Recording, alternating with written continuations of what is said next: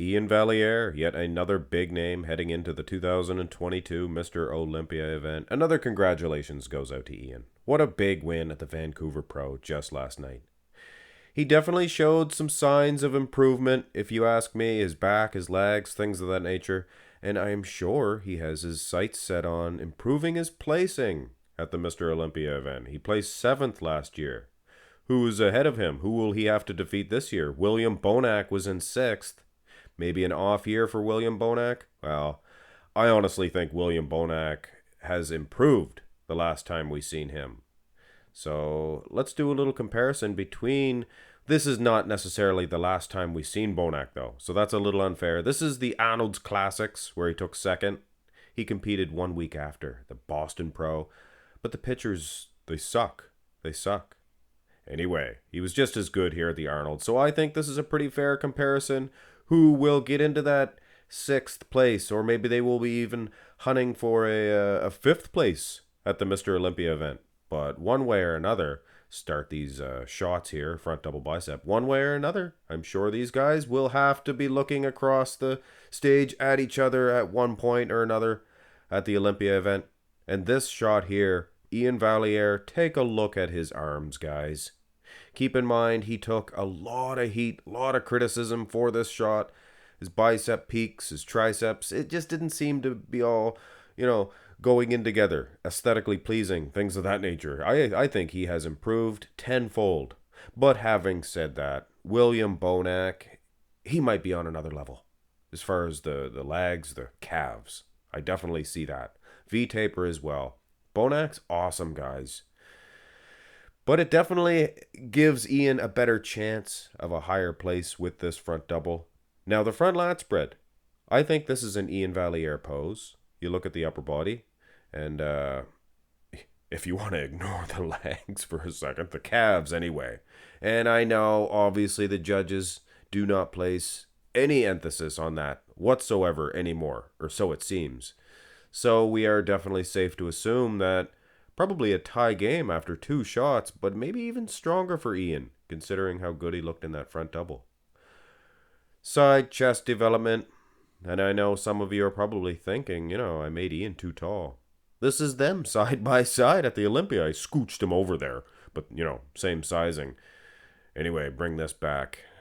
Iain's a giant, and he does stand tall in the side chest. I think he's too much for William Bonac as far as size is concerned. Lighting not the best, but you can definitely see some improvement in the wheels of Iain Valliere from the last time we seen him.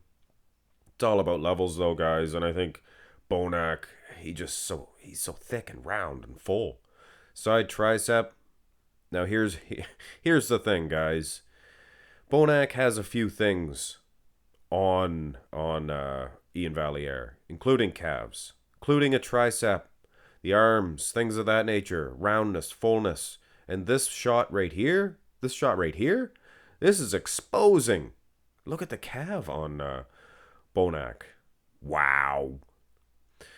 So, like I said, guys, levels.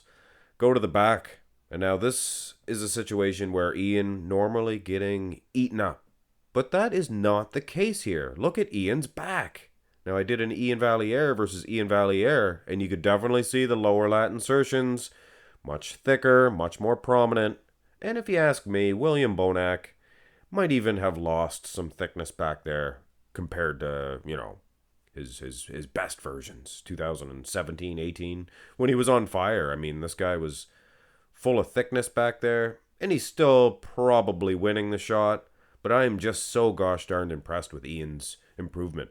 Rear double bi. Now, this is a little bit more exposing to Iain as far as the lat insertions are concerned. That rear lat, though, wow. Bonac, what can you say? This is top 10 material, this rear double bi. Condition of the glutes, hamstrings, and throw in the calves to complete it. It completes the series, completes the shot, makes it much more aesthetically pleasing. So in my opinion, yeah, Bonac. But the judges are going to look at all that. Size of Iain. Why do you think he always wins shows? He's conditioned and he's huge. Judges kind of throw the aesthetics, things of that nature, out the window nowadays, it seems. Abs and thigh. Used to be about artistic, displaying that physique like a work of art. And neither one of these two abs and thighs is really a work of art. But you have to give these guys respect and you credit. They have to work around the bad shots and, display their better shots. Arnold would always talk about that, maximize what you have. And, if you don't have it, Franco, well, don't hit it. So I guess you might want to stay away from the crab position, most muscular then, as far as Iain is concerned, because that wasn't the best. This one here, not too bad. Not too bad at all. But Bonac began the video by saying it's all about levels, and it is, guys. Iain Valliere placed lower than Bonac last year. I think they were both a little off. This year, they're both going to be a little on. And you know what? I honestly think the placings will be the same between the two. Maybe not the exact same number, but I think Iain Valliere will be one behind Bonac. Look at the thick, round, three-dimensional, full muscle of Bonac. He's your winner, William Bonac. He's a top 3 Olympian, guys. When he is on, he's top 2. He could win this year if, things fall through, if the big guy doesn't make it, if the big man can't come right up with his arm. Big Rammy. Bonac could slip in a win, and I honestly don't think that it is Iain's time yet to place ahead of this guy. But his time will come. His time will come. Hopefully he improves. Work on your calves, Iain. Hit thumbs up, guys. Subscribe to the channel. Have a good one.